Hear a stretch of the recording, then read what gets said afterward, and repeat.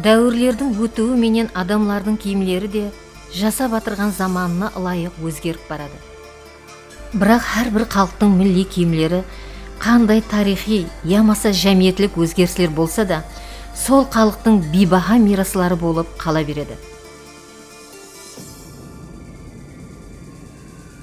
Әр миллеттің милли киімлері пішілу, тігілу жағынан тысқары, милли нағзылары менен де бір-бірінен айырылып тұрады.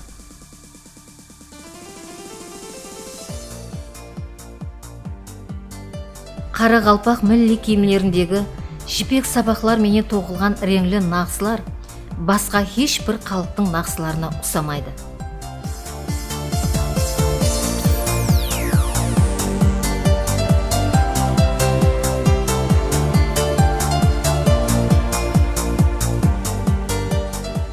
Айзада Нұрымбетова халқымыздың әжайып мирасларынан болған көк көйлек, кимешек, бешпент һәм көйлектердегі нағсыларға кішкене уақытынан баслап-ақ ықылас қойды. Сондықтан да балалығынан баслап республикалық өлкетану һәм көркем өнер музейіндегі милли киімлер һәм тағыншақларды ұзақ уақыт тамашалау оған әдетке айланды.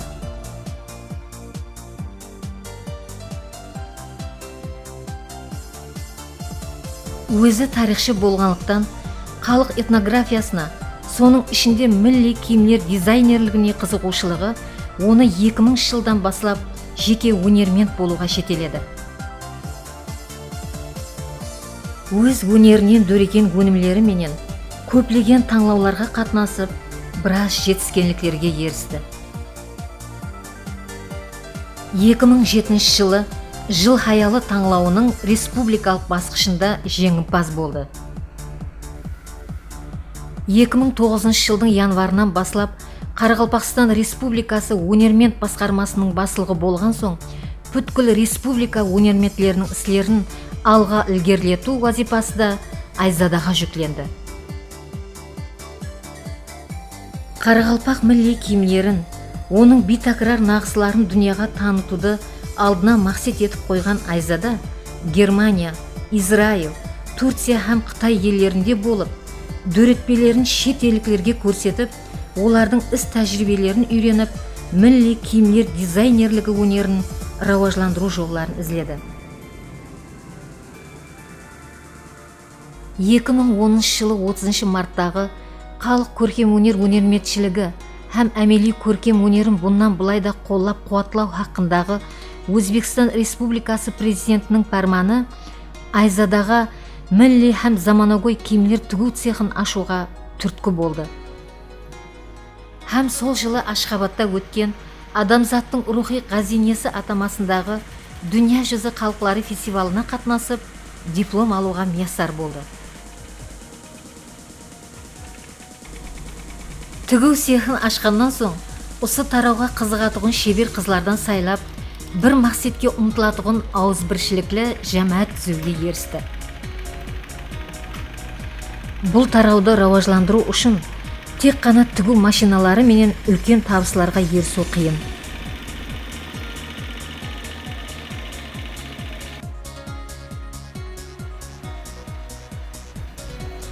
Өнім мұғдарын асыру үшін үлкен һәм заманауи үскенелер зәрур. Қытайда іслеп шығарылған бір адам басқарып, 10 адамның қызметін қысқа уақытта атқаратығын бұл үскенеге ие болғаннан кейін цех жұмыслары жеделесті.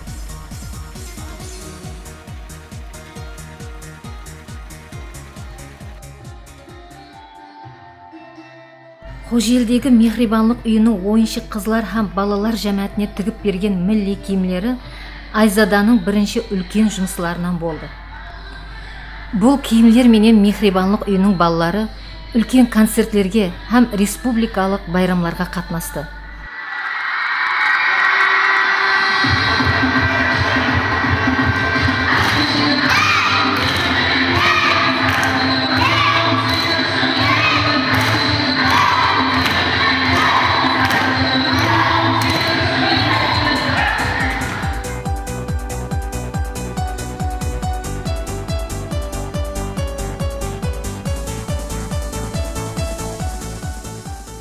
2012 жылы бұл жәмәатке еліміз қаресізлігінің 21 жылығы байрам тамашасына қатнасу үшін жаңадан милли сахна киімлерін қайыр сахауат ретінде тігіп берді. Айзаданың цехына келіп, киімлерді киіп көрген бұл балалардың көкірегіндегі қуанышларын тілменен жеткізу қиын.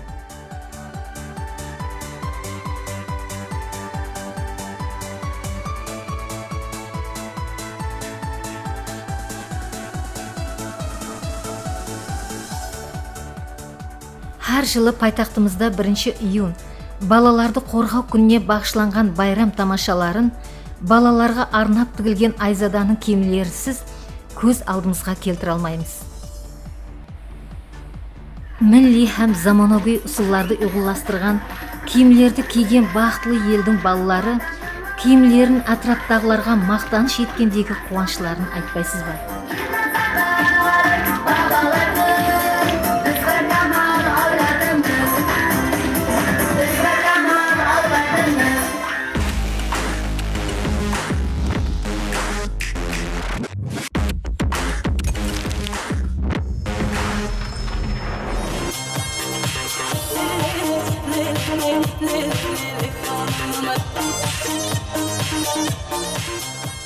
2011 жылы Ташкентте Art Week Style өз атамасымен өткерілген көркем өнер хаттелігінің милли киімлер көргізбесінде Айзаданың қолынан дөреген киімлер һәм менің диққатын өзіне қаратып, әсіресе шет елдік меймандардың қызығушылығын оятып, алғысларға миясар болды. Айзада Нұрымбетова.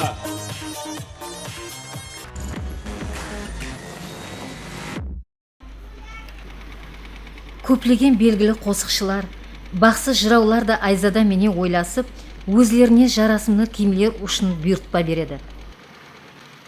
Енді апа, шапанның нақсы зор болған, бірақ көйлекке де сондай үлкен нақсы салған екенсіз. Бұл киген уақытта көрінбей қалмай ма нақсы көйлектегі? Жәнібек, сен жырау айтып отырған уақытта сен мынандай әрекетлер істейсің да, қолыңда мынандай әрекет істеген уақытта бұл шапан арман берман барып тұрады, һәмде ашылып жауып тұрған уақытта ішіндегі көйлек көрінеді. Бұл жағынан дастанда арман берман өткен қызларды деген уақытлары. Себебі киімнің қандай реңде болуы керектігін, ондағы нақсыларды сахнада тамашагөйлерге қайткенде жақсы көрінетұғынын Айзада жақсы біледі.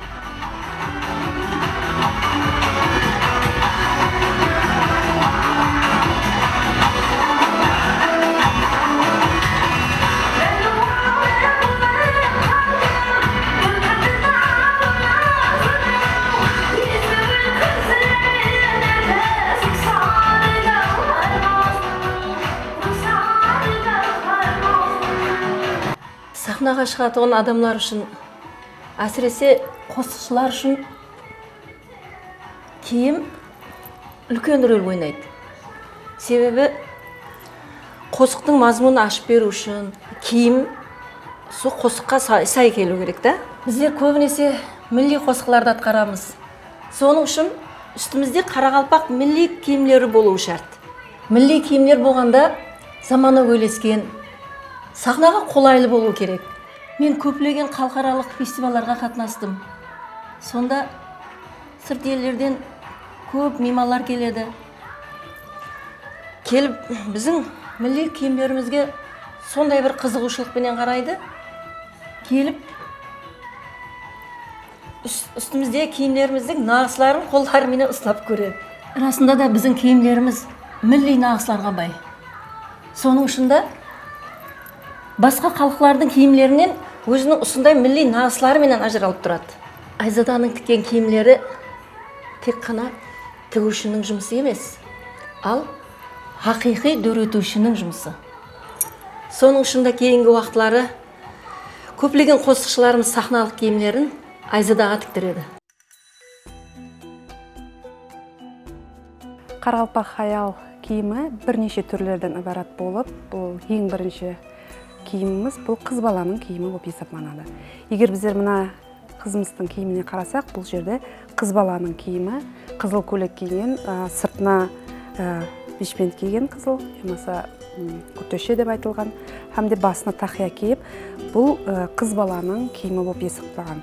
Екінші көйлегіміз бұл келіншектің көйлегі болып есептеледі, һәм де қыз бала тұрмысқа шыққан уақытта, қыз бала тұрмысқа шыққан уақытта әлбетте көк көйлек киетін болған.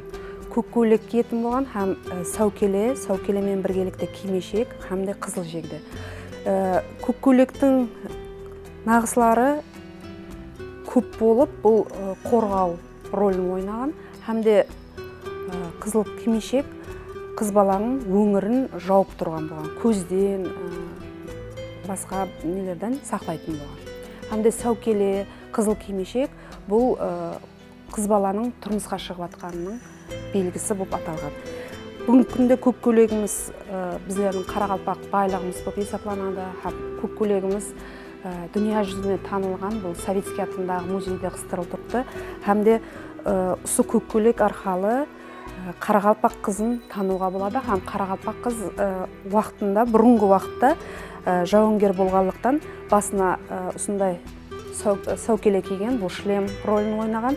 Һәм де көк көйлек бұл қалқан рөлін ойнаған. Қалқан рөлін ойнап, қыз баламызды қорғайтын болған.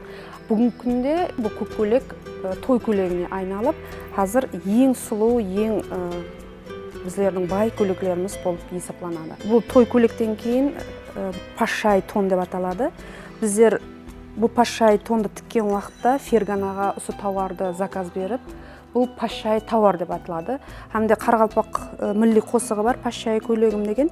Һәм де бұл тонды қыста қызларымыз киген уақытта, жаңа келін болып түскенде киген уақытта суықтан қорғайтын болған, һәм сақтайтын болған. Егер сіз диққат етіп қарасаңыз, алдында көп күмістен істелінген тағаншақлар болған. Бұл тағаншақлар бұл келіннің жаңа үйге түскеніне, жаңа келін болғанын аңлатып тұрады.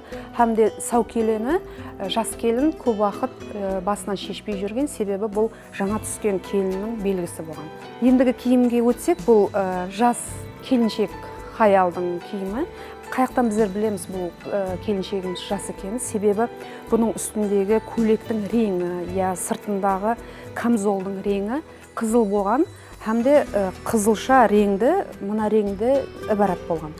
Егер байқасаңыз, бұл жерде де қоллары жауып болған, һәм де бас орау тағылған уақытта қайттан шашлары жасырынатын болған, һәм де бас орауының реңі қызыл һәм сәріден айналған болғаннан кейін айдынлы орау деп айтылады бұны бас орауда. Соны үшін ұсы орауға қарап, ямаса көйлегінің ұсы реңіне қарап, бұл еле жас келіншек екенін білдіретін болған. Ендігі киімімізге қарасақ, бұл кемпір апаларымыздың бұрынғы уақытта киген көйлегі болып есептеледі. Һәм бұл көйлек шатраш көйлек. Шатраш көйлек қарасақ, шатраш көйлекке қарап, басқа елдегі адамларға қарағанда біздер аңлатады. Бұл жас үлкен апаларымыз ұсы реңдегі шатраш көйлекті киген. Һәм ұсы арқалы біздер бұл апамыз жасы үлкен екен, көпке барған апа екені көрініп тұратын болғанда. Һәм де бұл жерде де ақ кимешек болған, ақ бас орау киген, һәм де ақ жегде киген.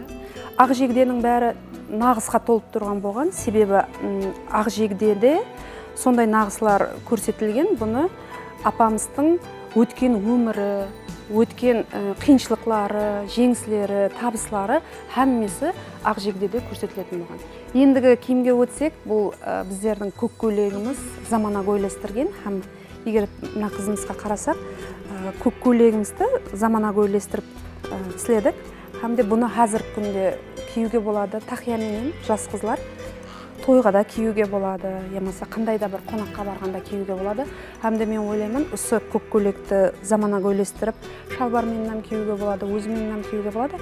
Бұл біздердің мақтанышымыз болып есептеледі. Һәм де ең ахметлісі тағы біздерде тағаншақтарға ітібар берсек, егер мына жас қызымыздың құлағындағы сырғаға қарасақ, біздер бұл тағаншақтарды істеген уақытта Шымбай қаласында зергер баламыз бар, Адил Тажымұратов деген, біздер стайл өз көрік талмауына таярланған уақытта осы тағаншақтарды музей суретлерінен, музей экспонатларынан алынып, қайта тіклеуге әрекетленді. Һәм осы дәрежеге әкеліп, сол бұрынғы қызларымыз, апаларымыз таққан сырғаларды біздер қазір іслеп, осы мода көргізбесіне сырғалардан бәрін таярлап апаруға харекет еттік. Жас дизайнерларымызға мыназатты тілеп қалар едім. Қандай да бір жұмысты басылаған уақытта тоқтап қалмай, ақырына дейін жеткізіп, музейлерге көбірек барып, музейде отырып, ойланып, эскизлерді істеп, ең ахметлісі өзіңнің миллилігіңді, тарихыңды жойтып алмаған халда киімлерді дөретсек, жаратсақ, халыққа інәм етсек, мен ойлаймын, халық әлбетте біздерді қолдап қуатлайды, һәмде әрдайым біздерге тілектес болып жүреді деп ойлаймын.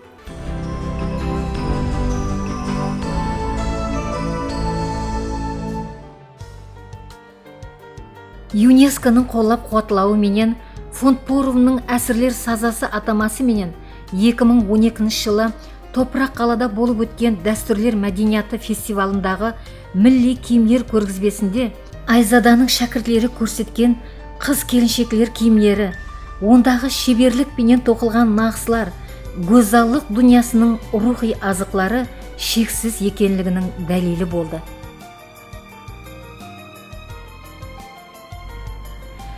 Айзада төреткен милли киімдерді тек қана сахналарда, ямаса көргізбелерде ғана емес, заманластарымыздың талғамына лайық етіп тігілгендіктен, қыдырғанда, той мерекелерге барғанда, хәттекі күнделікті тұрмыста да киіп жүргендерді жиі-жиі ұшыратуға болады.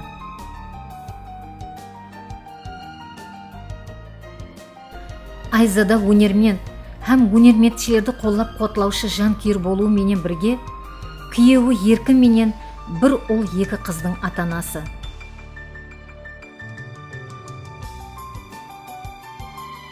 Бұндай игіліклі істі бүткіл республикамыз бойлап жанландыру мақсатында районларда да филиаллары іслеп тұр.